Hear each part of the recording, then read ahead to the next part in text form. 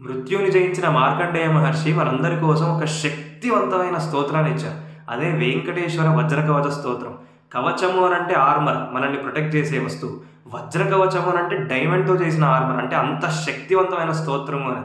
ఎంత శక్తివంతమైందంటే ఋగ్వేదంలో పురుష సూక్తం, నారాయణ సూక్తం ఎలా మొదలవుతాయి? సహస్రశీర్ష పురుషః. నారాయణ సూక్తం అయితే సహస్రశీర్షం దేవం విశ్వాక్షం విశ్వశంభువం. ఈ వెంకటేశ్వర వజ్రకవచం కూడా అలాగే మొదలవుతుంది. సహస్రశీర్ష పురుషో వెంకటేశ శిరోవతు.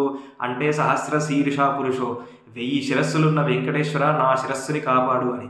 అయితే ఇక్కడ స్తోత్రం పెట్టాను కదా, ఈ 3 శ్లోకాలు ఉంటాయి. లాస్ట్‌ది ఫలశ్రుతి. దీన్ని రోజు ఎవరైతే పొద్దున సాయంత్రం చదువుతారో వారు వెంకటేశ్వర స్వామి యొక్క సంపూర్ణ అనుగ్రహాన్ని పొందుతారు.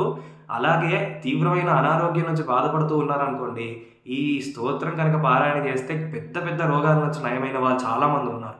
అందుకని ఈ స్తోత్రం రోజు పారాయణ చేయాలి. మనం చేసే పనుల నుంచి కూడా సత్ఫలితాన్ని పొందేలాగా ఈ స్తోత్రం మనకి పనిచేస్తుంది. అందుకనే వేరే వాళ్ళకి కూడా షేర్ చేసి తెలియజేయండి.